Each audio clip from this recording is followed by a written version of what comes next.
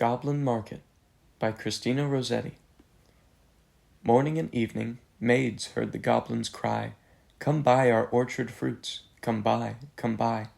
Apples and quiches, lemons and oranges, plump unpecked cherries, melons and raspberries, bloom down-cheeked peaches, swart-headed mulberries, wild-free cranberries, crab-apples, dewberries, pineapples, blackberries, apricots, strawberries, all ripe together in summer weather, morns that pass by, fair eves that fly, come buy, come buy.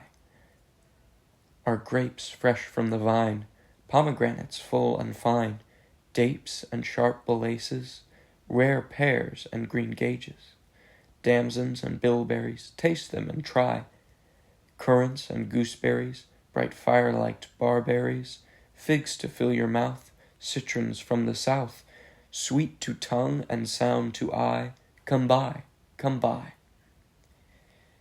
Evening by evening, among the brookside rushes, Laura bowed her head to hear. Lizzie veiled her blushes.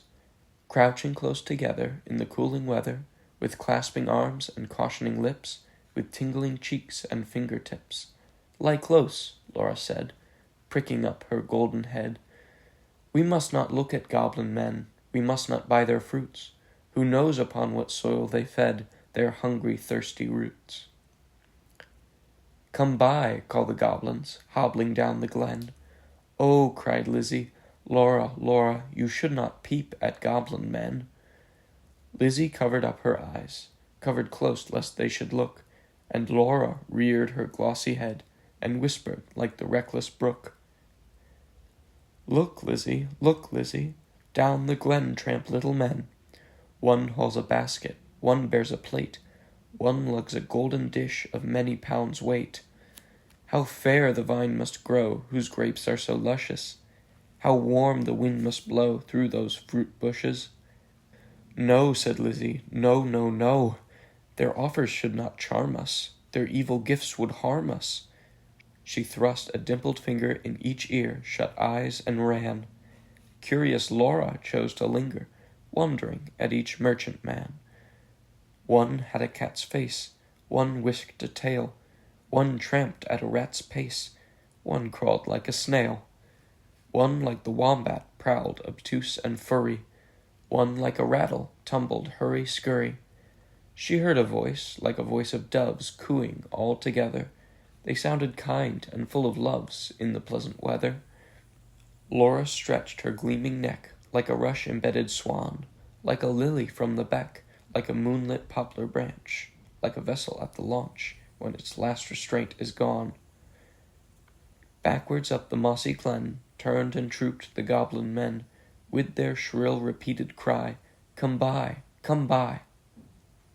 When they reached where Laura was, they stood stock still upon the moss, leering at each other, brother with queer brother, signaling each other, brother with sly brother. One set his basket down, one reared his plate, one began to wave a crown of tendrils, leaves, and rough nuts brown. Men sell not such in any town. One heaved the golden weight of dish and fruit to offer her. "Come buy, was still their cry. Laura stared but did not stir, longed but had no money. The whisk-tailed merchant bid her taste in tones as smooth as honey. The cat-faced purred, the rat-faced spoke a word of welcome, and the snail-paced even was heard. One parrot-voiced and jolly cried, "Pretty goblin," still for pretty Polly. One whistled like a bird, but sweet-toothed Laura spoke in haste, "Good folk, I have no coin to take or to purloin. I have no copper in my purse, and no silver either, and all my gold is on the furze that shakes in windy weather above the rusty heather." "You have much gold upon your head," they answered all together. "Buy from us with a golden curl." She clipped a precious golden lock, she dropped a tear more rare than pearl, then sucked their fruit globes fair or red, sweeter than honey from the rock, stronger than man-rejoicing wine, clearer than water flowed that juice. She never tasted such before. How should it cloy with length of use? She sucked and sucked and sucked the more, fruits which that unknown orchard bore. She sucked until her lips were sore, then flung the emptied rinds away, but gathered up one kernel stone, and knew not if it was night or day, as she turned home alone. Lizzie met her at the gate, full of wise upbraidings. Dear, you should not stay so late. Twilight is not good for maidens.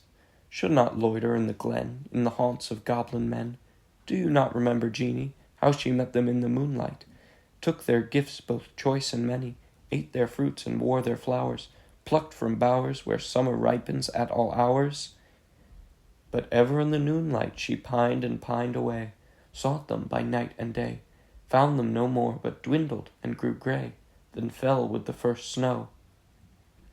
While to this day no grass will grow where she lays low, I planted daisies there a year ago that never blow. You should not loiter so. Nay, hush, said Laura. Nay, hush, my sister. I ate and ate my fill, yet my mouth waters still. Tomorrow night I will buy more. And kissed her. Have done with sorrow.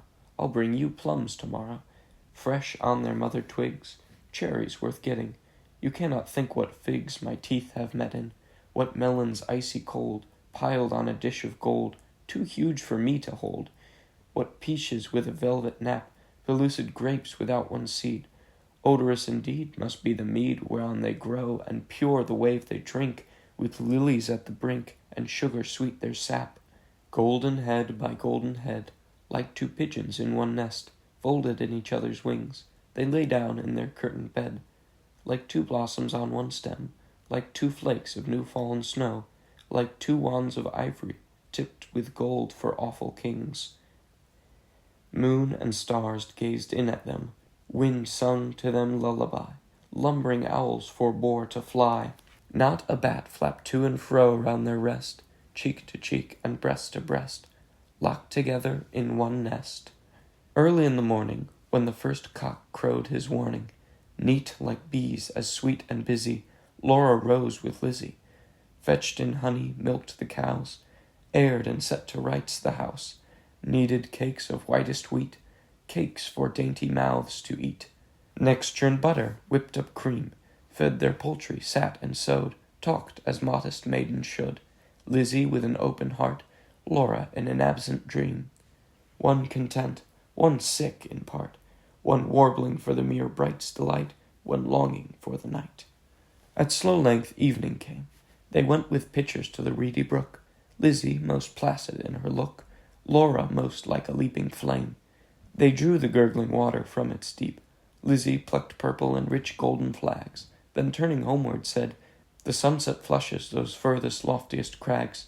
Come, Laura, not another maiden lags, nor wilful squirrel wags. The birds and beasts are fast asleep. But Laura loitered still among the rushes, and said the bank was steep, and said the hour was early still, the dew not fallen, the wind not chill, listening ever, but not catching the customary cry, Come by, with its iterated jingle of sugar-baited words, not for all her watching once discerning even one goblin, racing, whisking, tumbling, hobbling, let alone the herds that used to tramp along the glen, in groups or single, of brisk fruit merchant men, till Lily urged, O Laura, come, I hear the fruit call, but I dare not look. You should not loiter longer at this brook. Come with me home. The stars rise, the moon bends her arc, each glowworm winks her spark. Let us get home before the night grows dark, for clouds may gather, though this is summer weather, put out the lights and drench us through. Then if we lost our way, what should we do? Laura turned cold as stone, to find her sister heard that cry alone, that goblin cry, Come buy our fruits, come buy. Must she then buy no more such dainty fruit? Must she no more such succous pasture find? Gone deaf and blind, her tree of life drooped from the root. She said not one word in her heart's sore ache, but peering through the dimness, not discerning, trudged home, her pitcher dripping all the way. So crept to bed, and lay silent till Lizzie slept, then sat up in a passionate yearning, and gnashed her teeth for bulk desire, and wept as if her heart would break. Day after day, night after night, Laura kept watch in vain. In sullen silence of exceeding pain, she never caught again the goblin cry, Come buy, come buy. She never spied the goblin men hawking their fruits along the glen. But when the noon waxed bright, her hair grew thin and grey. She dwindled as the fair full moon doth turn to swift decay and burn her fire away. One day, remembering her kernel stone, she set it by a wall that faced the south, dewed it with tears, hoping for a root, watched for a waxing shoot. But there came none. It never saw the sun. It never felt the trickling moisture run, while with sunk eyes and faded mouth she dreamed of melons, as a traveller sees false waves in a desert drouth, with shade of leaf-crowned trees, and burns the thirstier in the sand-full breeze. She no more swept the house, tended the fowl or cows, fetched honey, kneaded cakes of wheat, brought water from the brook, but sat down listless in the chimney nook, and would not eat.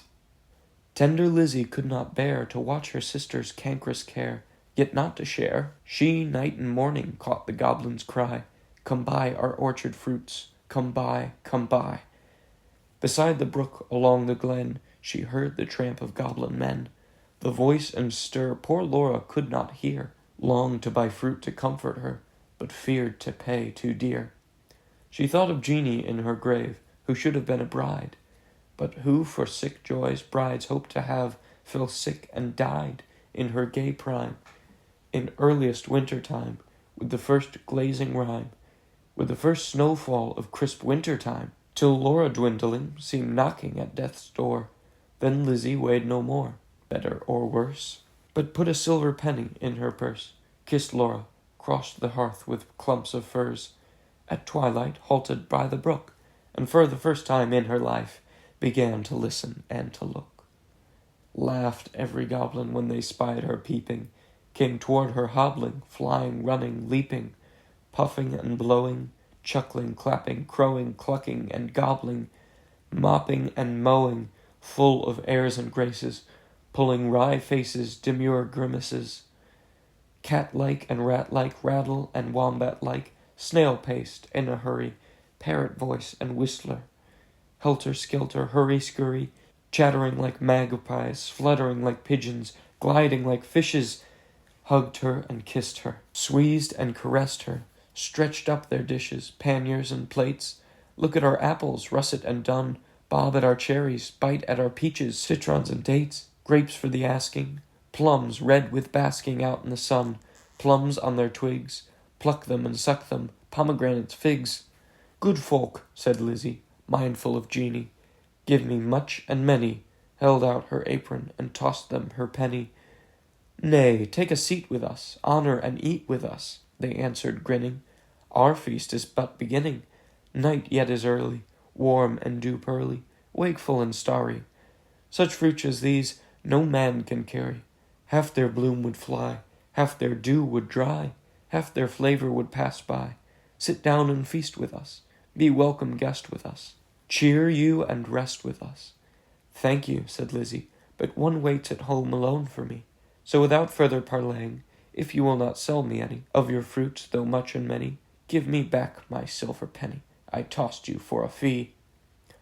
They began to scratch their pates, no longer wagging, purring, but visibly demurring, grunting and snarling. One called her proud, cross-grained, uncivil. Their tones waxed loud, their looks were evil. Lashing their tails, they trod and hustled her, elbowed and jostled her, clawed with their nails, barking, mewing, hissing, mocking, tore her gown and soiled her stocking, twitched her hair out by the roots, stamped upon her tender feet, held her hands and squeezed their fruits against her mouth to make her eat. White and golden Lizzie stood, like a lily in a flood, like a rock of blue-veined stone, lashed by tides obstreperiously, like a beacon left alone, in a hoary roaring sea, sending up a golden fire, like a fruit-crowned orange tree. White with blossoms, honey sweet, sore beset by wasp and bee, like a virgin royal town, topped with gilded dome and spire, close beleaguered by a fleet, mad to tug her standard down. One may lead a horse to water, 20 cannot make him drink, though the goblins cuffed and caught her, coaxed and fought her, bullied and besought her, scratched her, pinched her, black as ink. kicked her and knocked her, mauled and mocked her. Lizzie uttered not a word, would not open lip from lip, lest they should cram a mouthful in, but laughed in heart to feel the drip of juice that syruped all her face, and lodged in dimples of her chin, and streak her neck, which quaked like curd. At last the evil people, worn out by her resistance, flung back her penny, kicked their fruit along whichever road they took, not leaving root or stone or shoot. Some writhed into the ground, some dived into the brook with ring and ripple, some scudded on the gale without a sound, some vanished in the distance. In a smart ache tingle, Lizzie went her way, knew not was it night or day, sprang up the bank, tore through the furze, threaded copse and dingle, and heard her penny jingle, bouncing in her purse. Its bounce was music to her ear.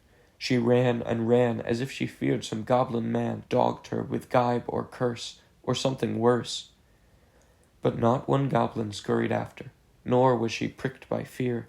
The kind heart made her windy paced, that urged her home quite out of breath with haste and inward laughter. She cried, "Laura!" up the garden, "did you miss me? Come and kiss me. Never mind my bruises. Hug me, kiss me, suck my juices, squeezed from goblin fruits for you, goblin pulp and goblin dew. Eat me, drink me, love me, Laura, make much of me. For your sake I have braved the glen, and had to do with goblin merchantmen." Laura started from her chair, flung her arms up in the air, clutched her hair. "Lizzie, Lizzie, have you tasted, for my sake, the fruit forbidden? Must your light like mine be hidden, your young life like mine be wasted, undone in mine undoing, and ruined in my ruin? Thirsty, cankered, goblin-ridden?" She clung about her sister, kissed and kissed and kissed her. Tears once again refreshed her shrunken eyes, dropping like rain after long sultry drouth. Shaking with anguish, fear, and pain, she kissed and kissed her with a hungry mouth. Her lips began to scorch. That juice was wormwood to her tongue. She loathed the feast. Writing, as one possessed, she leapt and sung, rent all her robe and wrung her hands in lamentable haste, and beat her breast. Her locks streamed like the torch, borne by a racer at full speed, or like the mane of horses in their flight, or like an eagle when she stems the light straight towards the sun, or like a caged thing freed, or like a flying flag when armies run. Swift fire spread through her veins, knocked at her heart, met the fire smouldering there, and overbore its lesser flame. She gorged on bitterness without a name. Ah, fool to choose such a part of soul-consuming care! Sense failed in the mortal strife, like the watchtower of a town, which an earthquake shatters down. Like a lightning-stricken mast, like a wind-uprooted tree, spun about, like a foam-topped waterspout, cast down headlong in the sea, she fell at last. Pleasure past and anguish past, is it death or is it life? Life out of death, that night. That night long Lizzie watched by her, counted her pulses' flagging stir, felt for her breath, held water to her lips, and cooled her face with tears and fanning leaves. But when the first birds chirped about their eaves, and early reapers plodded to the place of golden sheaves and dew-wet grass, bowed in the morning wind so brisk to pass, and new buds with new day opened of cup-like lilies on the stream, Laura awoke as from a dream, laughed in the innocent old way, hugged Lizzie, but not twice or thrice. Her gleaming locks showed not one thread of gray, her breath was as sweet as May, and light danced in her eyes. Days, weeks, months, years afterward, when both were wives with children of their own, their mother hearts beset with fears, their lives bound up in tender lives, Laura would call the little ones and tell them of her early prime, those pleasant days long gone of the not returning time, would talk about the haunted glen, the wicked quaint fruit merchant men, their fruits like honey to the throat, but poison in the blood. Men sell not such in any town. Would tell them how her sister stood in deadly peril to do her good, and win the fiery antidote. Then joining hands to little hands, would bid them cling together. For there is no friend like a sister in calm or stormy weather, to cheer one on the tedious way, to fetch one if one goes astray, to lift one if one totters down, to strengthen whilst one stands.